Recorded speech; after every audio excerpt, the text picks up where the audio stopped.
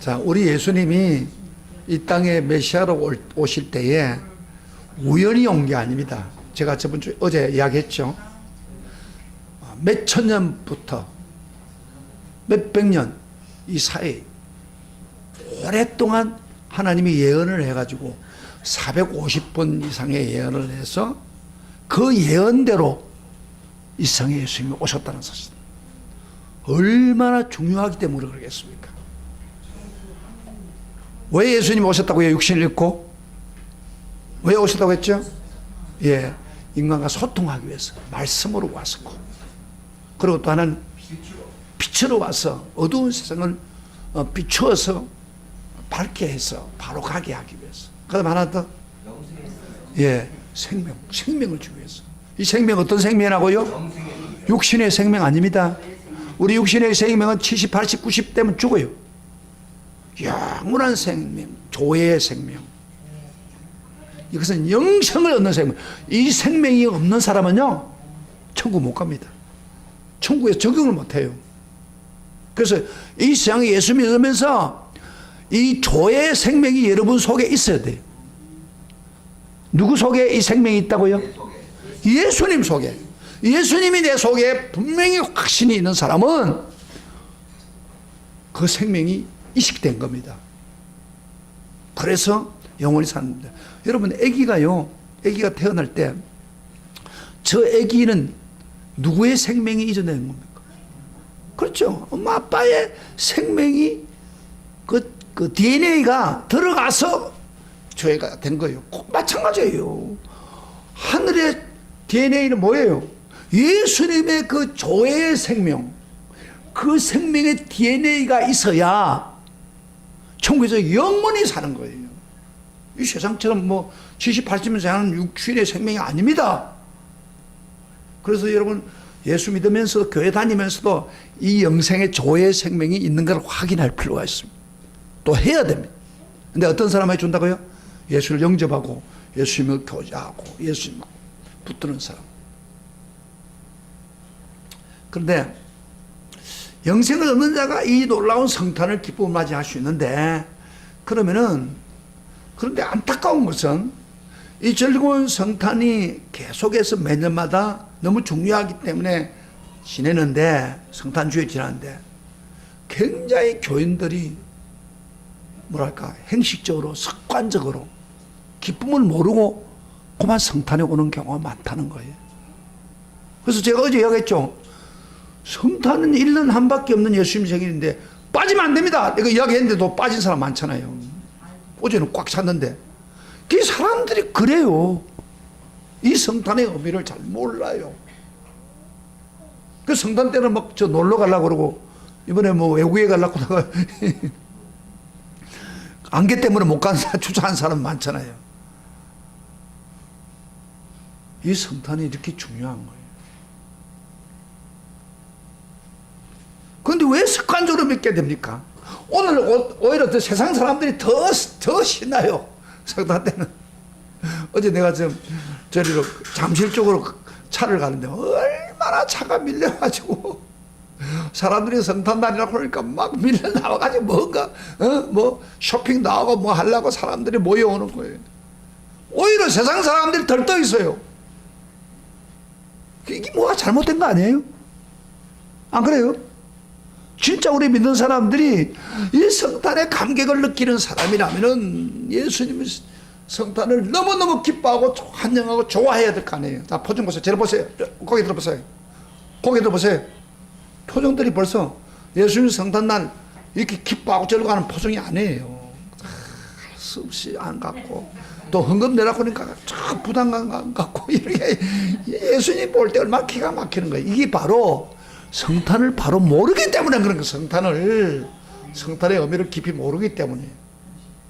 자, 그러면요, 그 당시에 사람들이 성탄을 예수님이 계속해서 450번 구약 성경을 온다고 하니까 사람들이 기다렸어요. 이스라엘 사람들은 다 기다렸어요. 그렇지만은 예수님이 직접 왔을 때는 예수님을 성탄을 기쁨으로 받아들였습니까? 사람들이? 아니에요. 불과 몇 사람은 예수님을 기쁨으로 성탄을 받아들였는데 대부분의 사람들은 예수님 왔는데도 불구하고 그들은 예수님을 받아들이지 않았다는 거예요. 그럼 어떤 사람들이 예수님을 성탄을 기쁨으로 받아들였고 어떤 사람들이 성탄을 기쁨으로 받아들이지 않았습니까? 오늘 제가 그 몇 가지 케이스를 기쁨으로 성탄을 받아들이는 사람들 또 안 받아들이는 사람은 어떤 것인가를 여러분에게 알려줌으로 해서 여러분들이 이 성경을 통해서 성탄의 진정한 기쁨을 누리는 것은 이런 자세가 돼야 되구나 깨달으시기를 축복합니다. 자, 첫째로 가장 성탄의 행운아가 누굽니까? 성탄이 예수님이 첫 번째 성탄 올 때 가장 기뻐하고 기분 좋고 행운아가 누구예요? 뭐니 해도 누구예요? 예수님을 낳은 마리아입니다. 마리아. 여러분, 마리아는요 어떤 사람이냐면 우리가 뭐 지금은 마리아가 막 이름이 나고 막 그 성화에 나오고 막 심지어 천주교에서는 완전히 성모라 해가지고 마리아를 얼마나 숭배를 하는지 마리아가 죄가 없대요. 마리아가 또 하늘로 성천했대요. 이게 완전 거짓말까지 해가지고만서 마리아를 막 숭배하잖아요. 뭐 우리 기독교도 마리아를 존경하죠. 그러나 숭배는 하지 않습니다. 그도 죄인이고 어떻게 그 예수님처럼 하늘로 성천했다 그렇게 믿질 않아요. 그 믿음 잘못된 거예요. 그런데 어쨌든 마리아는 이 성탄날에 가장 기쁨을 누리는 사람이에요. 잘 봐요. 근데 이 처녀는 나사렛이라는 동네의 작은 시골 마을에 14살 내지 15살밖에 안 되는 그 시골 처녀예요. 이름도 없는 처녀예요, 원래가. 잘 보세요. 무명의 처녀예요. 그런데 이 처녀에게 어떻게 이런 행운이 왔습니까? 자, 우리 26절부터 26까지 소리를 내어서 같이 읽어봅시다. 가브리엘 천사가 와가지고 소식을 알려줍니다. 26절부터 29절까지 다 같이 봅시다. 시작. 6대 달에 천사 가브리엘이 하나님의 보내심을 받아 갈릴리 나사렛 동네에 가서 다윗의 자손 요셉이라 하는 사람과 약혼한 처녀 시집을 가려고 하는 약혼했다면 그 처녀의 이름은 마리아라. 그에게 들어가 이르되 은혜 받은 자여 평안할지어다 주께서 너와 함께 하시도다 하니 처녀가 그 말을 듣고 놀라 이런 은사가 어찌함인고 생각합니다. 여러분, 천사가 왔어요. 은혜 받은 자여 평안하라 주와 너와 함께 한다. 이거 아무에게 주는 은사가 아닙니다. 하나님이 특별히 어떤 사람에게 어떤 사람을 쓰려고 할 때 그 사람에게 있는 은사입니다. 그래서 이 천사가 깜짝 놀란 거예요. 은혜 받은 자여 하나님 너와 함께 한다 하니까 어떻게 나한테 이런 은사, 시골 무명의 여인인데 나한테 이렇게 할 수 있을까 그렇게 거예요. 그래 놀래가지고 이런 인사가 어찌민고 그랬더니 천사가 30도 31까지 이렇게 말합니다. 다 같이 시작. 마리아여 무서워 말라. 내가 하나님께 은혜를 입었느니라. 성경 봐, 성경. 성경을 직접 보라. 너 성경 아는 것 같지만 성경을 봐, 성경. 맞으면 무서워 말라. 다 같이 시작. 마리아여 무서워 말라. 내가 하나님께 은혜를 입었느니라. 보라 내가 잉태하여 아들을 낳으리니. 아들을 낳으라고요. 그 이름을 예수라 하라. 그가 큰 자가 되고 지극히 높으신 아들이라 일컬을 것이요 주 하나님께서 그 조상 다윗의 왕위를 그에게 주시리니 영원히 야곱의 집의 왕으로 다스릴 것이며 그 나라가 무궁하리라. 대단한 이야기입니다. 마리아의 처녀한테요 내가 아들을 낳는데 이름이 예수라 해라. 그는 가장 위대한 자의 아들이고 가장 위대한 분이다. 그리고 어제 제가 이야기했죠. 다윗의 왕위를 이어갈 영원한 왕이다. 기억나십니까? 어제 이야기했죠. 그런 분, 그 마리아가 깜짝 놀란 거예요. 이 처녀한테, 무명의 처녀한테. 그 이 사람이 뭐 공부도 많이 하고 막 이름이 나고 막 요새 막 스타처럼 막 뜨고 그래서 그랬다면 이해가 되는데 이거 아무 이름도 없는 무명의 여자입니다. 그러니까 얼마나 기가 막히는 거예요. 그래서 마리아가 이렇게 물었어요. 깜짝 놀랐어요. 나는 사내를 알지 못하는데 34절에 마리아가 천사에게 말하되 남자를 알지 못하는데 어쩐 이런 일이 있습니까? 내 결혼도 하지 않고 결혼을 하기 위해서 지금 약혼한 상태인데 어떻게 내가 아기를 낳는다 이 말이에요. 처녀에게. 처녀 보고 지금 결혼도 안 한 처녀 보고 너 아들을 낳을 것이다. 그런 이야기 한단 말이에요. 그랬더니 35절부터 37절 이야기를 합니다. 다 같이 시작. 천사가 대답하여 이르되 성령이 내게 임하고 지극히 높으신 이의 능력이 너를 덮으리니 이러므로 나시바 거룩한 일은 하나님의 아들이라 일컬음을 보리라. 내오라 내가 친족 엘리사벳도 늙어서 아들을 배웠느니라. 본래 임신하지 못한다고 알려진 이가 이미 6달이 되어나니 대적 하나님 모든 말씀은 능하지 못하심이 없느니라. 사내를 알지 못하지만은 거룩한 성령이 너를 덮는다. 이 성령은 모든 걸 할 수 있습니다. 물을 유로 창조할 수 있는 성령 하나님이 너를 덮으면 그 능력이 너로 하여금 자녀를 베게 만든다. 그러면서 하는 말이 내가 말하는 하나님 말씀은 능치 못함이 없다. 너희 그 이모빨 되는 엘리사벳, 마리아와 엘리사벳의 관계입니다. 또 나이가 많은 사람이에요. 재상 부인인데 아기를 못 낳아요. 그런데 하나님이 아기를 낳게 해주겠다. 그와 마찬가지로 너희 이모 엘리사벳도 아들을 배웠는데 벌써 6개월이 되었다. 하나님 말씀은 능치 못한 일이 없다. 그렇게 말합니다. 이때 마리아가 두 가지 반응을 할 수 있습니다. 저를 보세요. 설교를 들으세요. 좀 들어봐요. 여러분 좀 아는 것 같지만 내가 이 하나하나 이야기할 때 딱 들으시라니까. 지금 이게 성탄을 바로 이야기하는 거예요. 다른 이야기 아닙니다. 성탄에 이르는 가장 중요한 이야기를 지금 하고 있는 거예요. 마리아가 두 가지 반응을 할 수 있어요. 뭐냐면 나 그거 받아들일 수 없어요. 내가 처녀가 어떻게 애기 놓을 수 있어요. 그 다음에 하나는 받아들일 수 있고. 근데 마리아는요, 이 순간에 그가 반응하는 데 따라서 예수의 어머니가 될 수 있고 전혀 상관이 없는 사람이 될 수 있습니다. 마리아가 그 말씀을 그대로 믿지 않고 거절했다면은 하나님은 마리아란 처녀를 통하지 않고 다른 처녀에게 예수가 태어나갈 것입니다. 그러나 마리아는 그 말을 들었을 때 긍정적으로 고백했습니다. 38절 마리아의 고백입니다. 다 같이 시작. 마리아가 이르되 주의 여종이니 말씀대로 내게 이루어지이다 하매 천사가 떠나가니라. 이 굉장히 중요한 말입니다. 주의 여종이니. 주의 여종이란 무슨 말이에요? 나는 이제 종에 지나지 않습니다. 말씀한 대로 따라합시다. 말씀대로 내게 이루어지이다. 그 말은 무슨 말입니까? 그 말씀대로 성령이 임해가지고 나에게 자녀가 되기를 원합니다. 마음대로 하세요. 그런 이야기입니다. 그래서 그 믿음으로 받아들이는 순간에 예수가 그 태아에 잉태된 겁니다. 그래서 마리아는 영원한 예수님의 어머니가 되고 영광과 기쁨을 누리게 되고 세상 사람들이 부러워하는 사람, 영원히 기뻐하는 사람, 무명의 시골 처녀가 이렇게 하루아침에 역전이 되어가지고 예수의 영원한 육신의 어머니가 된 겁니다. 할렐루야. 그러니까 말씀이 내게 이루어질지어다. 요 한마디에 다른 거예요. 하나님은요, 지금 여러분들이 구원을 막 주고 싶어도요, 축복을 해주고 싶어도 여러분이 안 받아들이면 안 줍니다. 절대 하나님은. 인격을 가진 분입니다.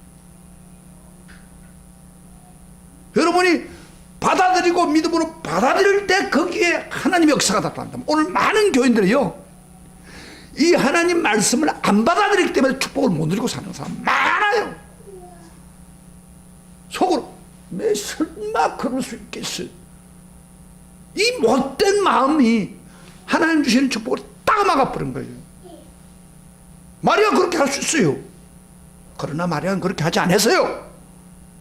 주의 계집종입니다. 그 말은 마음대로 하세요. 하나님 말씀이 내게 이루어질 줄.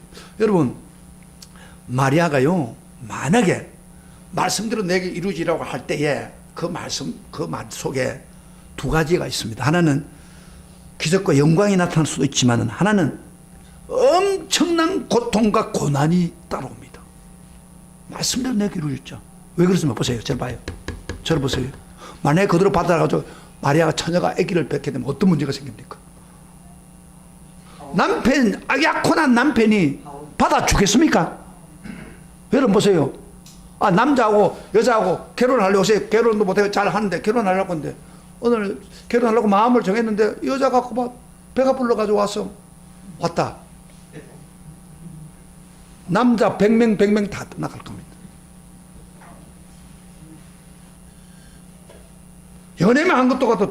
그 남자들은 그래, 어떤 남자들이 연애했던 그것 때문에 막 해가지고 부스럼 내가지고 저 결혼 안 하려고 하는 사람도 있는데. 그러면 벌써 약혼했지만 약혼 자동적으로 깨지게 돼 있어요. 그 다음에 두 번째로 무슨 일이 벌어요? 그 당시 율법에 보면요, 처녀가 아기를 배면은 정식적인 결혼 안 했는데 율법에 보면 돌로 가지고 성 앞에 끌어내려 가지고 이 나쁜 여자다 이래 가지고 돌로 쳐 죽입니다. 근데 이상해서 남자는 쳐 죽이지 않고 여자만 쳐 죽이게 했어요. 율법에. 오늘 돌에 맞아가 쳐 죽일 사람 너무 많습니다. 한국에. 결혼도 안 하는 중고등학생들이 임신을 해가지고 하는 경우 얼마나 많아요. 그래서 옛날에는. 그 다음에 죽을 수도 있어. 또 하나는 뭐예요? 비록 요셉이 용서를 해줘도 평생 저 여자는 그런 년이다, 나쁜 년이다 소리를 듣게. 마리아가 지금 말씀대로 내게 이루어질자다 이렇게만 하면은 엄청난 그 부작용이 올 수 있어요. 그럼에도 불구하고 마리아는 주의 여종이니 그 말씀대로 내게 이루어질자. 할렐루야. 이게 위대한 신앙의 고백입니다. 그래서 우리가요, 때로는 말씀을 받아들일 때 그 말씀이 당장의 코앞에 좋게 안 보일 때도 있어요. 너 이 말씀 순종하면 내가 막 수백억 돈을 너한테 안겨주겠다. 아멘! 하는 사람 많을 거예요. 근데 너가 이 말씀에 순종하면 막 엄청난 고난이 와가지고 너 평생 힘들 거다.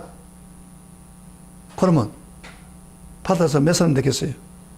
주의 여종이니 응답 내게 말씀대로 이루어질지어다. 못합니다. 잘 안 합니다. 아니 나는 건 필요 없어요. 한 사람 많아요. 도망갈 사람 많을 거예요. 그럼 마리아는 그렇지 않았어요. 그런 일이 생길지라도 하나님 말씀이니까 내가 순종하겠습니다. 따라합시다. 주의 말씀이 오니 말씀대로 내게 이루어질지어다. 이 사람에게 하나님이 역사를 합니다. 그래서요, 그대로 받아들이니까 바로 아기가 생긴 겁니다. 근데 나중에 어떻게 됐어요? 마리아는 돌에 맞았어요.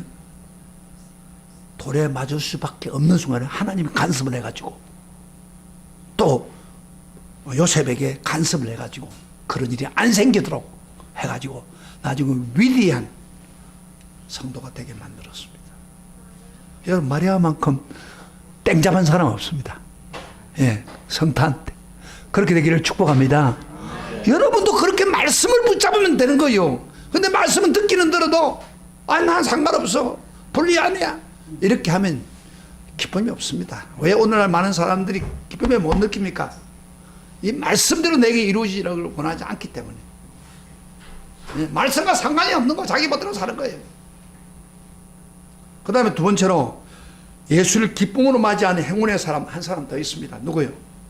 바로 마리아의 남편 요셉입니다.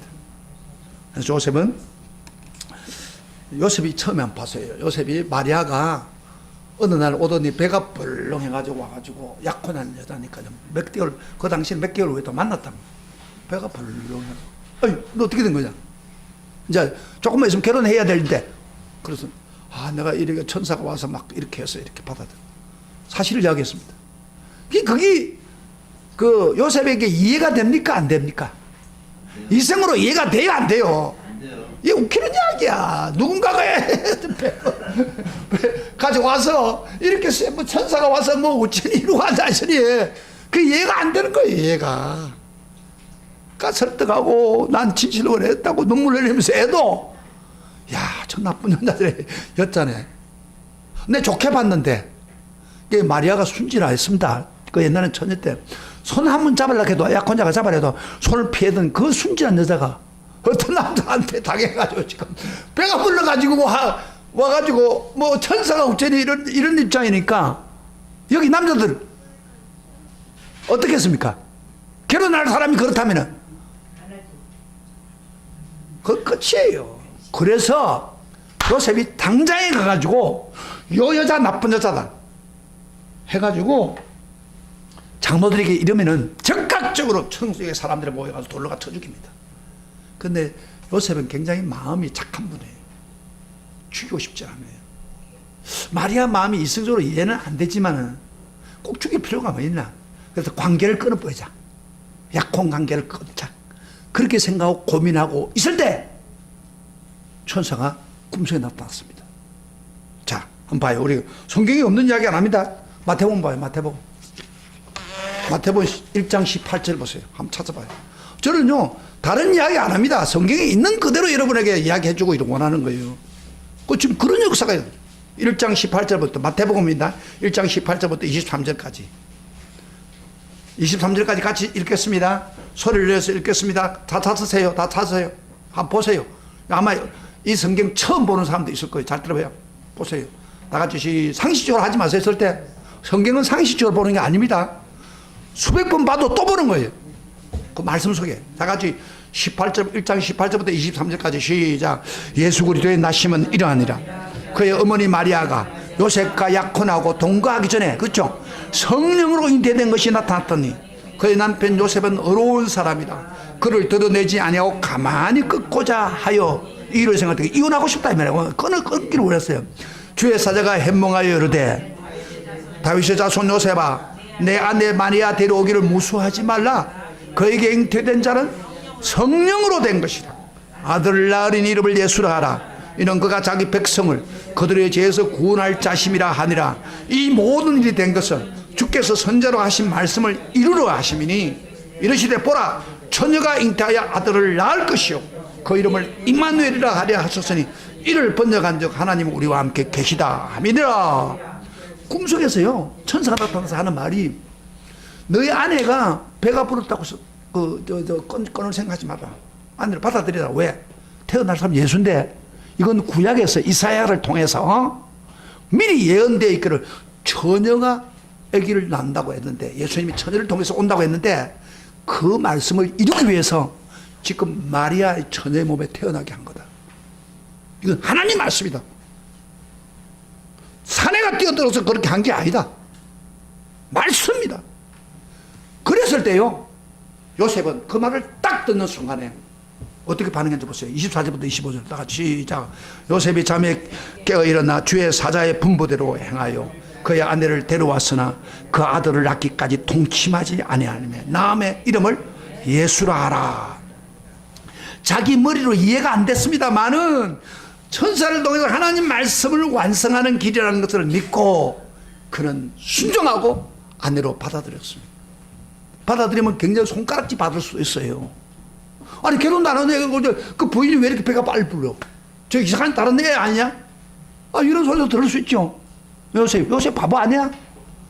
그 다음에 애가 베개 불었으니까 이제 호적 등록하러 가려고 하다가 저 어디 갔어요? 저 북쪽 갈릴리 쪽에서 있다가 예루살렘 베들레헴까지 막 며칠을 걸어서 온 거예요. 그 배부른 마리아를 따라. 근데 갔는데 막 베들레헴에 사람이 많으니까 이 방을 구하려니까 구하기 힘들어요. 그 누가 해요? 요셉이 아무 뛰어도 안 되는 거예요. 그래서 할 수 없이 말 구유를 빌려가지고 바로 거기서 아기가 태어나게 한 거예요. 그 역할 누가 했어요? 전부 요셉이 한 거예요. 근데다가 베들레헴에 애를 헤롯 왕이 2살 밑에 있는 사람 다 죽인다 보니까 왜 천사가 나타나서 빨리 피하라고 하니까 어디를 피했습니까? 애굽으로 가세요. 애굽. 여러분 지도를 보면요 이스라엘 나라의 애굽까지가 차를 가도요 하루 이상 걸립니다. 그런데 막 한 달 이상 걸리고 도망가고 아무것도 할 수 없고 애 기다리고 그 수고를 누가 했어요? 요셉이 한 거예요. 기쁨으로. 네. 예수님의 하나님 아들 예수니까. 요셉이 아니었다면 예수는 죽었습니다. 잘 들어요. 요셉이 하나님 아들 예수를 진짜 받아들이고 믿음을 받아들이니까 수고와 어려움, 이성으로 이해 안 됐지만 받아들이고 또 그것 때문에 수고를 엄청 했습니다. 아버지로서. 그러나 예수의 아버지, 육신의 아버지, 기쁨을 누린 거예요. 저는요, 솔직하게 제가 공고를 다녔어요. 부산에 있는 경남 공고를 다녔는데 그 당시에 굉장히 어려웠습니다. 아마 공고에서 그 당시 제일 좋아요. 거기는 취직이 200% 돼요. 그 당시 취직이 잘 안 됐어요. 그런 기획과 저 다닌. 저는 이제 엔지니어 되고 돈 벌어가지고 야간 대학도 다니고 막 취직이 잘 되니까 그런 꿈을 가지고 있는데 하나님이 고등학교 1학년 때 방학 때 내려갔다가 은혜를 받게 해주세요. 목사 되라. 저보고 목사 돼. 돈 버리는 거 걸러 먹은 거예요, 이게. 그래, 목사 되겠다고 나오는데 돈 한 푼도 없이 신학을 간다고 갔다가 나중에 입을 들고 상도동 내렸는데 처음 길을 잘 몰라가지고 숭전 앞에 내려내는데 140번 타고 저 밑에까지 내렸어요. 그래가지고 그 무거운 이불 그 이불도 좀 비싼 이불은 좀 가볍잖아요. 우리 아버지 엄마가 그 이불 서울 춥다고 막 꾸짖꾸짖 해놓은 그 이불을 메고요. 상도동이 아니라 상도동역에서도 저쪽 숭전대학 앞에 건너가야 되는데 그 밑에 내려가지고 몰라가지고 버스가 2대 있는데 나는 그어서 들고 새벽에 메고 가니까 그 당시에 그 김신조 간첩 나오잖아요. 나보고 사람들 막 새벽에 만나고 어딜 못 모르고 찾니까 막 나보고 간첩처럼 보는 거예요. 그래서 제가 목이 다 쉬었거든. 그 당시에 은혜 받고. 그러면서 신학을 온 거예요. 돈 한 푼도 없이. 뭐 때문에 해요. 그리고 신학을 다니면서 그 목회가 쉽습니까? 개척하고 힘들고 막 여러분 막 얘를 제일 잘 아는 사람들이 바로 우리 집사람이고 여기 있는 사람들. 우리 집사람 거지. 왜 우리는 난 모르겠지만은 그 고난을 아는 거예요. 힘들잖아요. 그러니까 빚까지 지어가지고 막 힘들고 막 난리가 나고 막 그랬던 걸 다 경험해 봤잖아요. 내가 뭘 해요? 인간적으로 하면 진짜 돈 벌어가지고 엔지니어 개통돼가지고 막 하고 싶은 거 하고 개랑 누리고 오늘 주일날 놀러가고 오늘 3일 같은 거 막 놀러가지 뭐 하려고? 내가 여러분들 말이야 말 안 듣는 여러분들은 어떻게 꼬셔가지고 어떻게 믿게 해가지고 하려고 그럽니까? 할 말이 없어, 할 게 없어 그래요? 예수님을 만났기 때문에 성탄으로 오신 구원의 기쁨을 알고 있기 때문에 할렐루야. 저는 목사가 된 것을 한 번 후회해 본 적은 없습니다. 힘은 들어도. 왜? 주님이 주시는 기쁨 때문에. 요셉이 그런 거예요. 그래서 여러분 주님을 위해서 일하는 거요. 힘들어도 예수 이 기쁨만 누리면 되는 겁니다. 시간이 많이 갔는데 두 사람 계신데 빨리빨리 하겠습니다. 그 다음에 세 번째 나타난 사람, 세 번째 예수님 만난 사람 중에서 그 마리아와 요셉 말고 제일 먼저 예수를 만난 사람 누구예요? 목자들입니다. 제가 잠깐 설명할게요. 베들레헴 성 밖에서 가난한 사람도 소외당한 사람들이에요. 밤에 잠도 못 자고 양 지켜주는 사람. 이 요셉은 3D 족종에 속한 사람이에요. 그런데요, 이 가장 기쁜 소식을 왜 이 목자들에게 먼저 나타납니까? 천사들이 와가지고 막 무수하고 있는 전사들도 무수 말로 온 백성이 미칠 큰 기쁨에 좋은 소식을 너에게 전한다. 그래서 다윗의 동네 그러니까 베들레헴에 너희가 믿을 구세주가 태어날 것이다. 그러면서 심지어 그 강보에 쌓여있는 아기를 쫓아가라. 여러분 이 목자들은 아무것도 아니에요. 아주 쉽게 말하면 목동들 가난한 사람들. 그러면서 서구하는 성문 전사들이 소리를 옆에서 찬송을 하면서 하나님께 영광이고 땅에서는 평화를 기쁩니다. 그 이야기를 듣는 순간에 이 사람들은요 모든 걸 지켜두고 지금 소 양들을 자기들이 지켜야 됩니다. 만약 잃어버리면 대가를 받았는데 그거 다 지키도록 달려가서 찬양하는 겁니다. 할렐루야.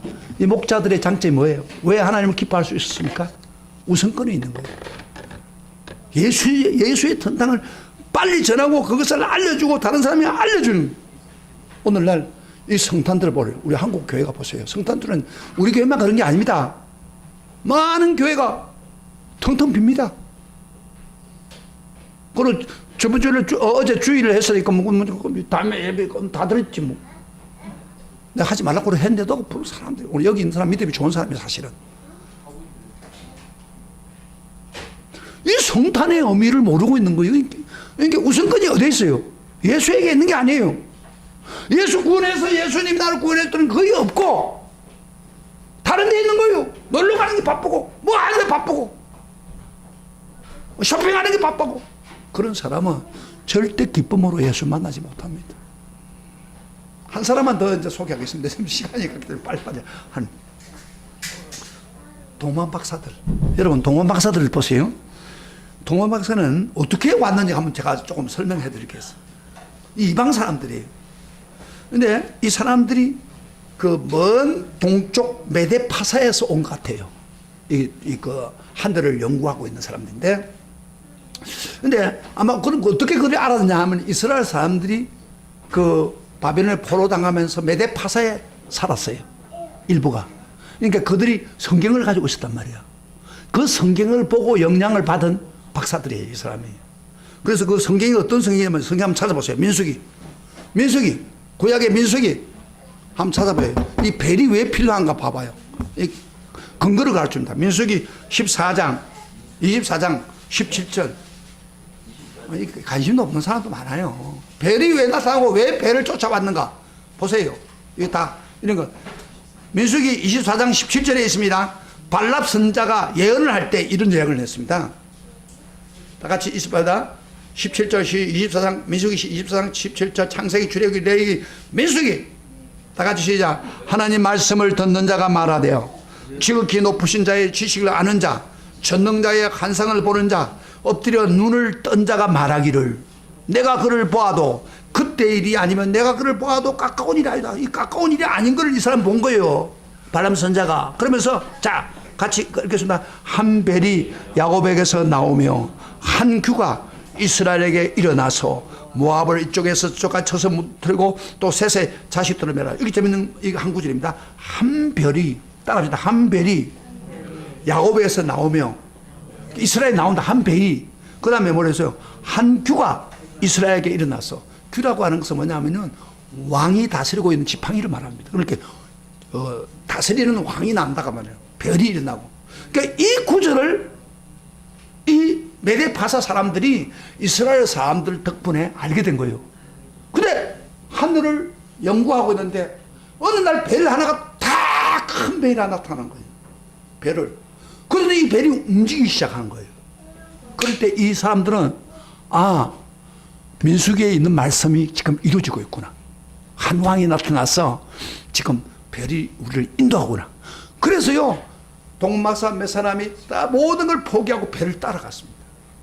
그 사막길 여러분 메데파사가 얼마나 먼저 하면 지도에 보면요 엄청 멉니다. 그 먼 길을 배를 따라서 이스라엘까지 온 사람이에요. 그 말씀 한마디 때문에 잘하세요. 하나님 말씀 한마디 때문에 그래 따라와가지고 예루살렘 와서 여기 왕으로 나신 자가 누구냐니까 사람들이 소동이 난 거예요. 헤롯 왕이 사람들 모아놓고 어떻게 했냐 성경 한번 찾아봐라. 보니까 베들레 미가스에 보면 5장 2절에 보면 베들레헴에 구원자가 올 것이다. 그게 나온단 말이에요. 그래서 이들이 베들레헴에 있구나. 예루살렘 근방에 베들레헴이거든요. 그리로 가려고 딱 하니까 벌써 별이 안 보이던 별이 깜빡스레 나타나가지고 반짝반짝하면서 베들레헴까지 그들을 인도하는 거예요. 예수님이 누워있는 그곳까지. 할렐루야 할렐루야. 그래서 기뻐하고 기뻐했더라. 여러분 한번 생각해 보세요. 그 베들레헴에 그 말씀 한마디 붙들고 구약의 민수기 말씀을 붙들고 끝까지 가서 그 베들레헴에 가가지고 가니까 어린애가 있는 거예요. 그래가지고 머리를 납죽해가지고 절을 하면서 황금과 유황과 뭐가 되면서 감사한데 너무 기쁜 거예요. 봐요. 한번 보세요. 여기에 그 서기관이나 바리새인들은 예수님이 어디에 태어날까 알았어요. 그래서 베들레헴에 태어난다고 그랬어요. 성경을 많이 아는 사람이요. 그들이 와서 예수님에게 경배했습니까? 한 사람도 안 했습니다. 그런데 성경을 많이 알아. 이 사람들은 한마디 말씀, 벨이 야곱에서 나올 것이며 규가 이스라엘에게 나온다는 이 하나님 말씀 때문에 이방인이 먼 곳까지 와서 찬양하며 하나님 말씀에 이루어질 것을 바라보고 있을 때 그들의 마음에 기쁨, 하늘의 기쁨이 넘친 겁니다. 그런데 오늘 많은 사람들이요, 설교를 얼마나 많이 듣습니까? 설교 많이 들어요. 행하는 거 어떻겠냐 물어보면, 글쎄요, 여러 앉아 있으니 그 사람들에게 기쁨이 없는 거예요. 성경 많이 아는 게 중요한 거 아니냐 말입니다.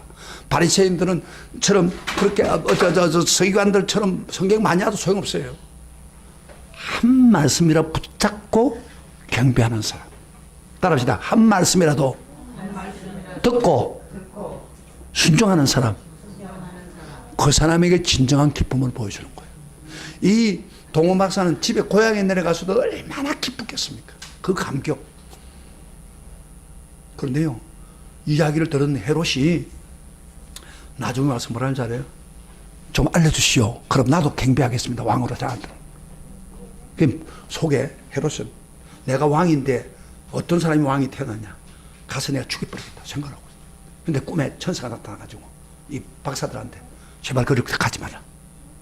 그래서 돌아갔습니다. 그래서 예수님이 안 죽었어요. 그러니까 한마디로 말하면 이 사람들은 딱 한마디로 말하면 말씀 한마디 붙잡고 나온 거예요.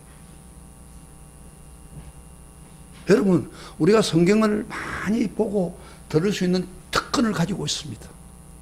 그런데 오늘 교인들은 성경 안 읽어요. 그래서 성경 뜯어 놔놓고 집에서 읽을 생각도 않고 성경 말씀도 듣는 관심이 없는 거예요. 하나님 말씀인데. 이 사람들은 그냥 멀리 떨어진 사람, 이스라엘 나라 하나님이 어떤 것도 모르는 사람인데 성경 구절 한 구절 가지고 지금 쫓아온 거예요.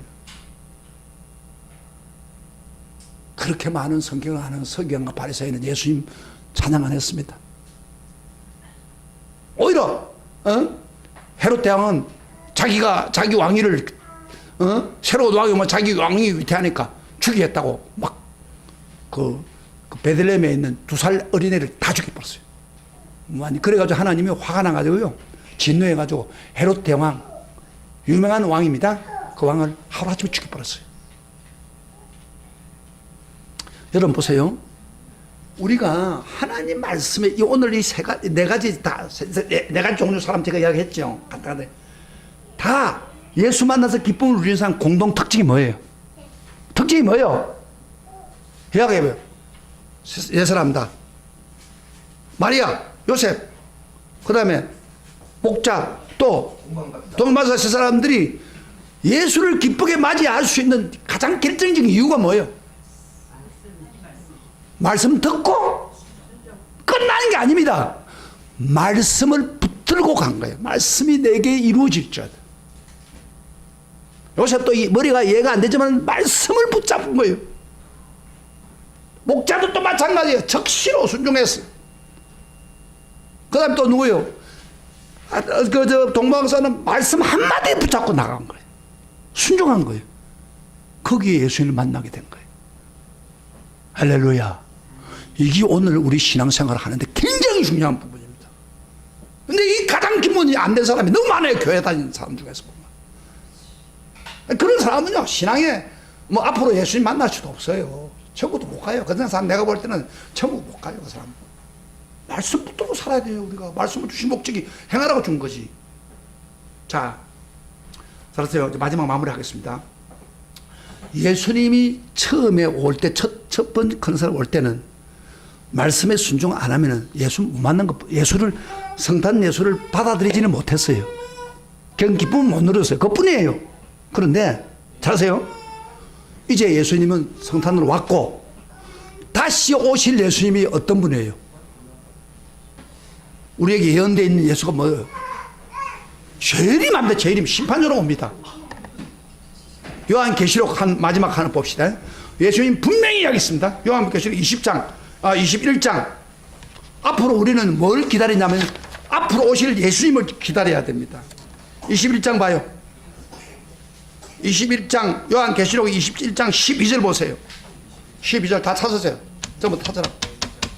예수님 지금 오는 겁니다. 구약에는 예수님이 초림으로 오는 그것에 대해서 이야기했지만 지금 시대는 그게 아닙니다. 마지막 시대는 뭐요? 21장 12절 다 같이 시작. 보라. 다 같이 시작. 보라. 같이 읽어요. 시작. 보라. 내가 속히 오리니. 같이 읽어요. 소리를. 시작. 보라. 21장. 요한계시록 20장. 21장. 요한계시록 제일 마지막. 가면 안 됩니까? 죄송합니다. 22장. 22장 12절. 다 같이 시작.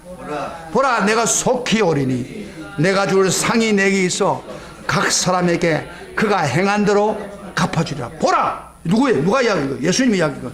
내가 속히 오리니. 예수님 속히 오는데 내가 줄 상이 내게 있어 각 사람에게 그 행한 대로 갚아주리라. 행한 대로 갚아주겠다는 거예요. 행한 대로. 아는 대로 갚아준다 아니죠? 자, 그러면 무슨 이야기입니까? 자, 정리합시다.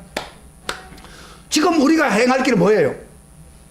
예수의 우리에게 성탄을 주셔서 구원을 주었으니까 예수를 잘 믿고 주를 잘 믿고 말씀대로 순종하면서 예수님을 기다립니다. 그런 사람은 어떻게 된다고요? 갚을 상이 뭐예요? 구원 상급이 주어집니다. 상을 준단 말이에요. 그런데 반대로 우리 재림의 예수를 기다리는 우리 마지막 때에 구원을 분명히 가르쳤어요. 구원을 주었어요. 예수 믿으면 구원. 근데 그 말씀을 안 믿고 희미하게 믿고 설교를 들을 수 있는 기회를 다 줘요. 목사를 통해서. 잘 안 듣고 순종 안 하면 뭐 준다고요? 벌을 준다. 벌을. 상급을 주는 벌을 주는 심판으로 감당한단 말이에요. 멸망으로 간다 이 말이에요. 나는요 그 당시 사람들은 안 받아들이니까 그 기쁨을 못 느낀 것 뿐이지, 지금 우리 시대는요 예수님이 다시 재림하는 딱 순간에는, 잘 보여? 재림하는 딱 순간에는 후회할 수 없어요. 끝이에요. 기회가 없어요. 여러분 꼭 아세요? 기회가 없습니다. 심판 오면 그 끝이에요. 그렇기 때문에 여기 예수님 말씀 무서워요. 자, 그럼 어떤 사람들 그래요? 예수님 지금 당장 오나? 당장 안 올 수도 있어요. 그런데 사람의 끝은 두 가지로 나타납니다. 하나는 죽는 거예요. 죽으면 그 끝이에요. 죽고 난 뒤에는 다시 어떤 일을 못 해요. 그래서 이번에도 목욕탕 사건 벌어졌죠. 거기 제천에 믿는 사람들, 목사들도 죽었어요. 우리 믿는 사람도 다 죽어요. 딱 죽으면 거기서 끝이에요. 그 이상은 할 수가 없어요. 그러면 그동안 했던 거를 가지고 점검하는 거예요. 예수님 재림할 때. 그러면 이 사람이 정말로 주님을 믿고 끝까지 잘 섬기고, 내가 우리 어르신들을 보고요 끝까지 예수 믿으라는 이유가 그게 있는 거예요. 여러분이 예수 믿었을 만큼 그 대가를 받는 거예요. 그래서 우리 어르신 잘 안 들려도 오라는 거예요. 제가. 왜? 죽는 순간이 끝이에요 그게. 그러나 또 예수님 재림할 때까지 있다가 예수를 만나는 사람은 거기서 대상이 되는 거죠. 그래서요 나는 지금 솔직하게 한마디 한다면 목회자로서 볼 때 오늘 한국 교회가 지금 1000만이 있고 이러다 하는데, 나는 생각할 때 3분의 1도 구원 못 받는다 생각하는 사람입니다. 목회해 보면요 떠중이가 많다 이 말이에요. 설교를 듣기는 듣는 것 같은데 깊이 안 들어요. 설교를 듣고 순종할 생각도 안 해요. 그런 사람들이 쭉쭉이가 얼마나 교회 안에 모는지 모르겠어요. 예수님이 잘 보세요. 저를 보세요. 예수님 지금 재림을 한다고 생각해 봐요. 갑자기 순간적으로 온다고 생각해요. 여기 딱 오는 순간에 모든 건 스톱됩니다. 그때는 뭐 봉사하고 싶고 뭐 이래 소용이 없어요. 딱 예수님 그때요 그 사람이 신앙생활을 했던 대로 보응을 받는데 제대로 믿는 사람은 예수님 재림할 때 하늘로 끌어올라가서 공중에서 주님을 맞이합니다. 그러나 어설프게 믿는 것도 아니고 안 믿는 것도 아니고 나 이런 사람이 제일 무서워요. 딱 그대로 남습니다. 그리고 낳고 끝나는 게 아닙니다. 그동안 했던 것에 대해서 대가를 반드시 받습니다. 예수님 얘기했죠. 내가 속히 오리니 내가 상이 있어서 그 사람들이 따라합시다. 그 사람들이 행한 대로 갚으리라. 뭐를 이렇게 이야기해도요. 잘 보세요. 심각하지 않아요. 이거 제 이야기 아니에요. 심각하지는 않아요. 심각해야 해결가 됐긴데 심각하지는 않아요. 나 참 답답해요. 설교하면서 내가 답답한 거예요. 이게 제가 목사가 해야 될 일 하나가 할 수 있으면 하나님 말씀을 그대로 하려고 하는 거예요. 제가 빨아서 안 해요. 저는 하나님 말씀을 어떻게 하면 여러분들을 전할까 그거지만은 행하는 건 누구에게 달렸어요? 대답해 보세요. 행하는 건 누구 몫이에요? 다 같이 크게 시작. 행하는 것은 누구 몫이에요? 여러분 몫입니다. 여러분 몫. 개인이 어떻게 행하느냐, 반응하느냐, 그에 따라 여러분 인생이 바꿔집니다. 상급이 달라집니다. 나 이거 참 안타까운 거예요. 나는 여러분들이 전부가 이 사람들처럼 말씀 듣고 끝나는 게 아니라 호응하고 반응해서 다 구원받고 상급받기를 축복합니다. 축복합니다. 한 사람도 심판받는 사람 없기를 주의 이름으로 축원합니다. 우리 다 같이 일어나서